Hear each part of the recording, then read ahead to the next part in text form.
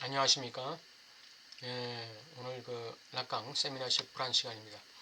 오늘은 어떤 내용일까요?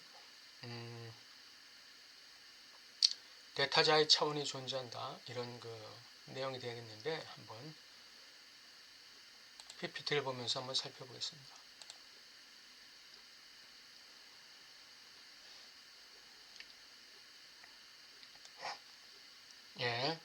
이 대타자의 차원이 존재한다. 이제 오늘부터는 큰 제목이, 큰 단원이 들어가는데, 그게 뭐냐면 속이는 것이라는 뜻입니다. 속이는 것이다. 속이는 것.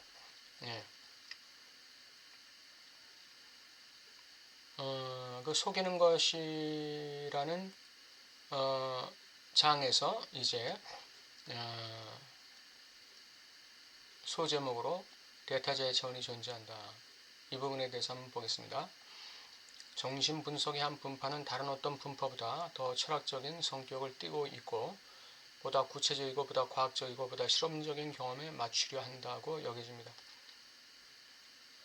그래서 락강은 정신분석을 과학의 위상에 정립하려고 했죠.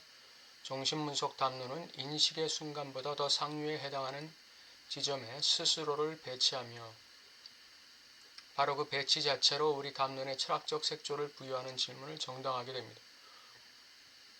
게다가 이 점에서 나는 특히 프로이드를 따르는 보다 엄밀한 의미에서의 신경증 환자들의 경험의 수준에 서 있습니다. 그렇기 때문에 이 락강 정신분석 쪽은 정신증 환자에게는 적합하지가 않습니다. 왜냐하면 철학적 색조가 매우 강하기 때문에 이 거리를 두고 대상을 탐색해 나갈 수 있는 그런 이 사고력을 가진 신경증 환자에게 적합하다, 이렇게 볼 수가 있겠죠. 정신증 환자라는 것은 그 대상과의 거리가 없는 사람들입니다. 타자와의 거리가 없는 사람들이에요. 그렇기 때문에 이 사람들은 철학적 사고 또는 철학적 담론, 어떤 대상을 관조하면서 객관적으로 탐색할 수 있는 그런 능력이 결여된 사람들이 정신증 환자죠. 그러나 이 락강 정신분석에서의 담론, 이건 굉장히 철학적인 칼라를 담고 있기 때문에 사고가 가능하고 자신의 사고와 감정, 또 입장, 또 타자에 대한 언어적 이 담론이 가능한 이런 사람들에게 적당하다고 볼 수 있습니다. 욕망의 자리, 욕망이 스스로를 비워내는 방식,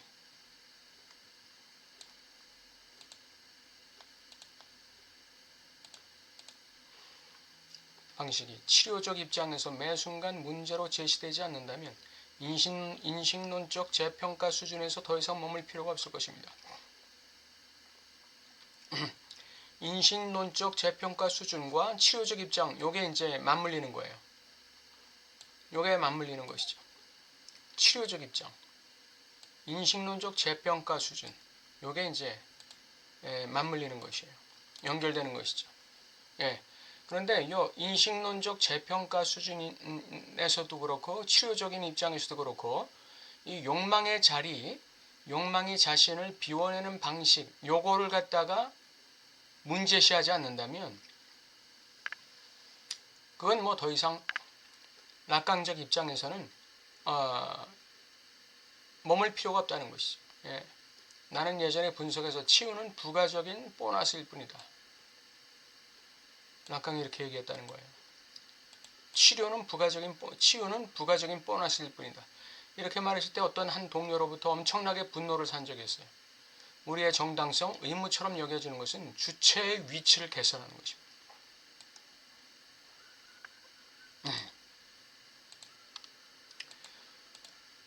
우리의 분석의 정당성은, 우리의 분석에서의 의무는 주체의 위치를 개선하는 것이에요.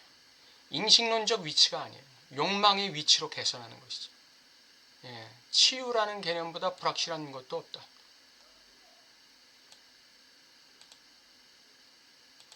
치유라는 것보다 불확실한 것도 없다.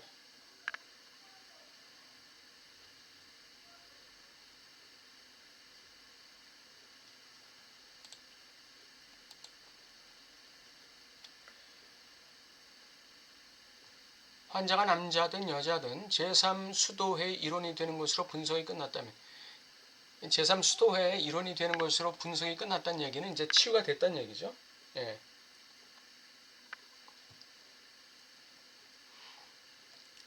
개선이 됐다는 얘기죠.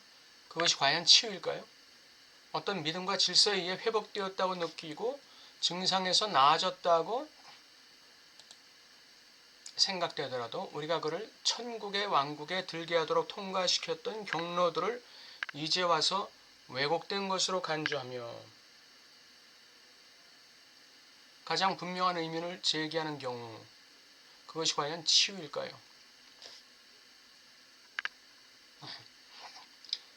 다시 말해서 이 개선, 이 치유,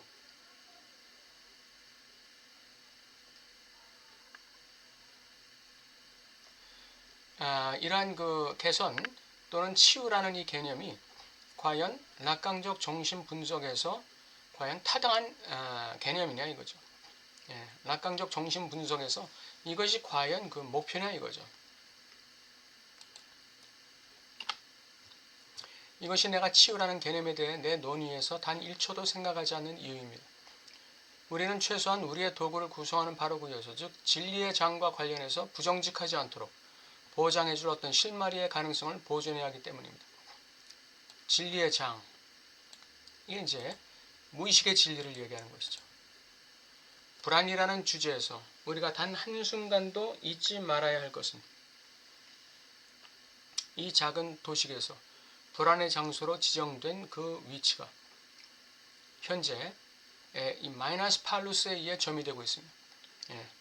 이 불안의 장소로 지정된 그 위치가 현재 마이너스 팔루스에 의해 점유되고 있다.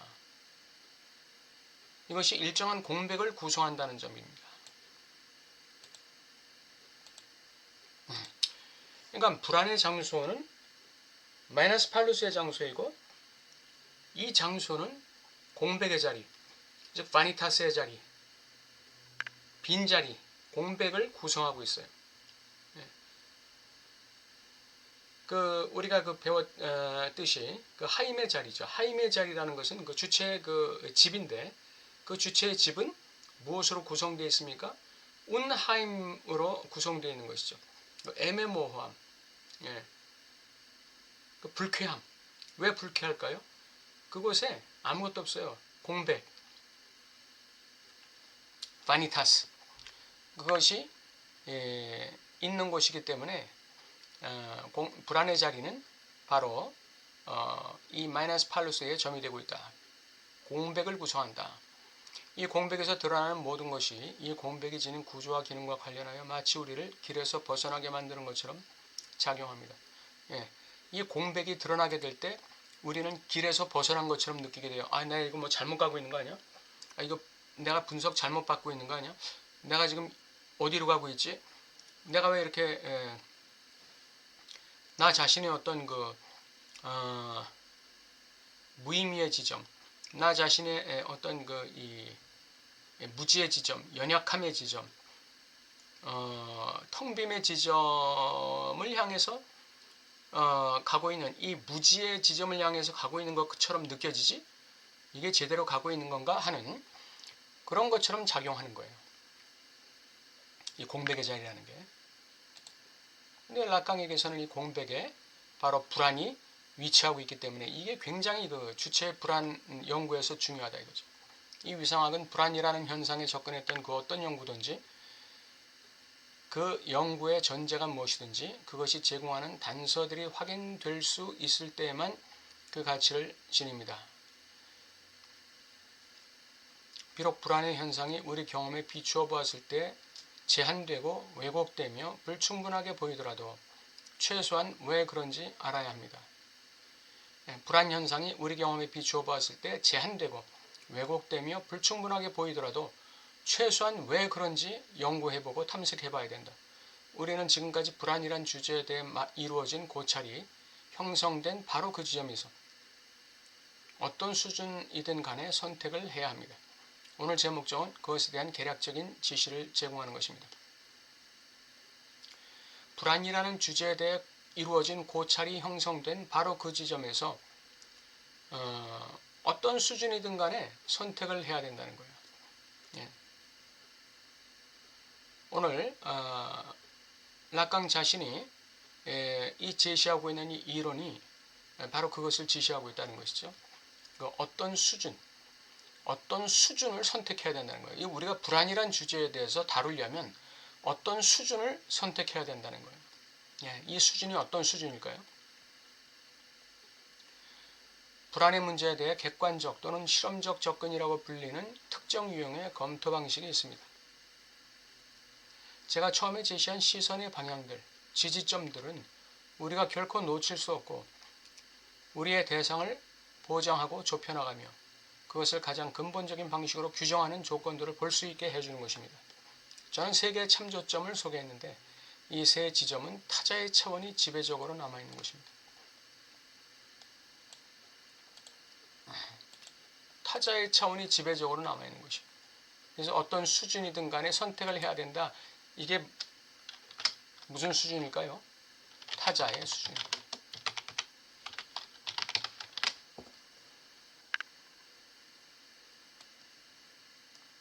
타자의 수준에 대해서 우리가 선택해야 됩니다. 타자의 차원이 지배적으로 남아있는 곳, 요 세 개의 참조점을 락강이 지난 시간에 얘기했다는 거예요. 그것이 바로 불안에 대해서 우리가 유지해야 될 시선의 방향을 갖다 결정하고 불안에 대해서 우리가 가져야 될 어떤 지지점들을 갖다가 보장해 준다는 것이죠. 이 타자의 차원이라는 게. 이 세 가지는 곧 타자의 요구, 타자의 향유, 그리고 타자의 욕망입니다.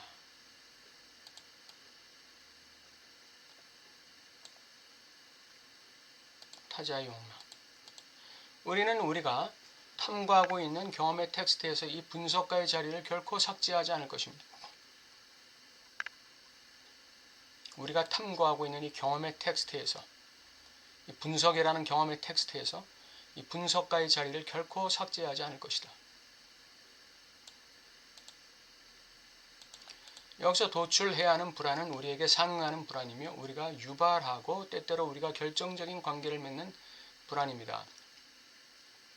여기서 도출해야 하는 불안은 우리에게 상응하는 불안이고 우리가 유발하고 때때로 우리가 결정적인 관계를 맺는 불안입니다. 누구와의 관계에서? 타자와의 관계에서, 타자의 자리에서. 대타자의 차원 속에서 우리는 우리의 자리를, 우리의 효과적인 자리를 찾습니다. 대타자와의 관계에서, 차원 속에서. 이것이 제가 제기하는 질문의 토대입니다. 즉 우리의 욕망이 이 대타자의 차원을 축소시키지 말아야 할 정도는 어느 정도인가 하는 것입니다. 우리가 참고해야 될 대타자의 차원은 어느 정도이냐? 저는 여러분이 이것을 실감하게 만들고 싶습니다. 이 대타자의 차원은 지금까지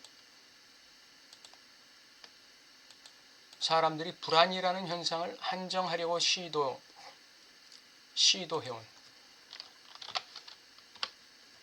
모든 방식에서 결코 부재한 적이 없습니다.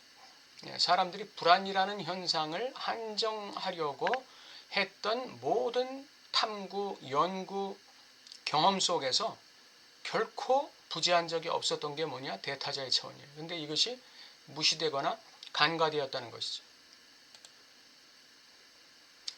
파블로프와 그 지지자들이 강조해온 신경증들은 우리에게 무엇을 보여줍니까? 우리가 조건화하고 굴복시키고 동물의 반응에서 이끌어낸 것은 그 동물이라는 유기체가 동시에 상반된 두 가지 방식으로 반응할 수 있는 위치에 놓이게 된다는 것입니다. 유기체의 기능에 가해진 요구가 기능 자체를 압도하고 시스템 전체에 영향을 주어 기능적 반응의 범주를 넘어서도록 변화시키며 결국 그것이 야기하는 지속적인 흔적이 병변적 결핍에 가까워지는 지점까지 도달하게 된 것입니다. 이게 왜 그렇습니까? 이 동물이라는 유기체가 왜 자기에게 가해진 어떤 그 요구 때문에 자신의 기능이 압도되고 자신의 어떤 그 유기적 시스템 전체에 영향을 받게 되고 결국 병변적인 결핍에까지 이르게 되는 이런 현상이 왜 나타나죠? 예. 이게 대타자의 차원 때문에 그렇다.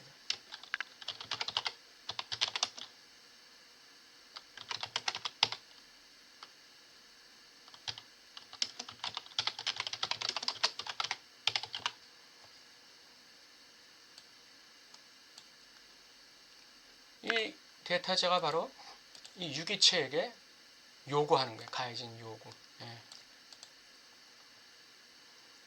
이 실험적 검토 속에서 신경증적 반응에서 우리가 때때로 마주치는 불안의 형태를 연상시키는 어떤 것이 드러나는 지점을 지적하는 것이 매우 중요할 것입니다. 스트레스를 받는 그 지점, 불안이 유발되는 지점, 이것을 지적하는 것이 신경증적 반응에서 굉장히 중요하다. 하지만 이런 방식으로 실험의 문제를 제기할 때 항상 주변으로 밀려나는 것이 있습니다. 이는 대타자의 차원입니다. 예, 대타자의 차원. 대타자의 차원은 실험 속에서도 존재한다는 점입니다. 개에게 대타자의 차원이 존재하고 있다는 것입니다. 대상이 메뚜기나 거머리라 해도 똑같습니다. 예, 개도 그렇고 메뚜기나 거머리라 해도 똑같다는 거예요. 아니 메뚜기나 거머리가 무슨 대상이 타자가 있는지 어떻게 아느냐? 예, 그 다음에 이제 내용이 나오는데, 예. 그런데 락강이 하는 얘기는 뭐냐면 메뚜기나 거머리가 그 이 실험 상황에서 존재하고 있는 어떤 이 설치물 있잖아요. 그 설치물 자체가 타자의 차원이라는 것입니다. 예, 그러니까 그 아주 그 미미한 그 이 곤충이라 할지라도 이 타자의 차원을 참조하고 있다는 것이에요. 예. 특히 우리의 그 분석에서는 이 대타자의 차원, 예, 대타자의 차원이 존재한다는 사실이 락강 분석에서 굉장히 중요한 그 위치를 차지하고 있다. 예, 그걸 여기서 얘기하고 있는 것이죠.